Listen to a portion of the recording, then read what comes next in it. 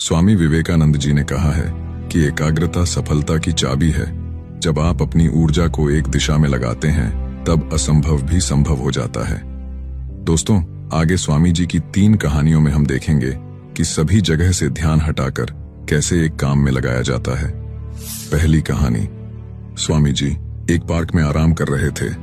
वहां उन्होंने एक लड़के को देखा जो एक खाली पेज पर कठिन श्लोक लिखने की कोशिश कर रहा था, लेकिन गलतियों के कारण बार बार पेज फाड़ रहा था और हर बार नए पेज से शुरू कर रहा था।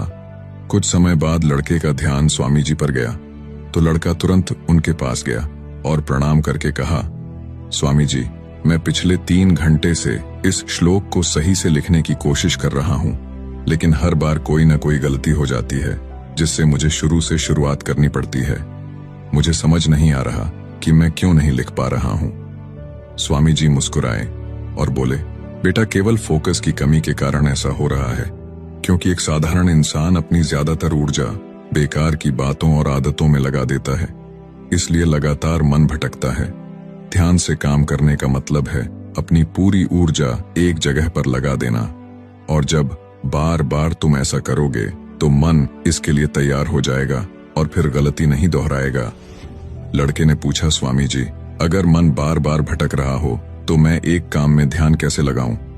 स्वामी जी ने पूछा, तुम लिखते समय जरूर किसी व्यक्ति या घटना के बारे में सोच रहे हो?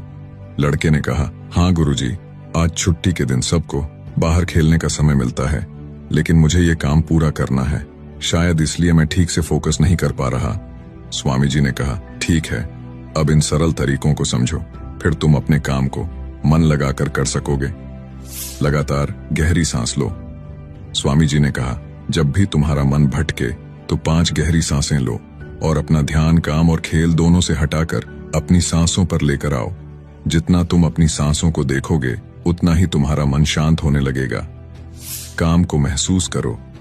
जब तुम लिख रहे हो तब सब कुछ बारीकी से महसूस करो, जैसे पेन तुम्हारे हाथ को छू रही है, और लिखते समय जो आवाज हो रही है उसे भी ध्यान से सुनो।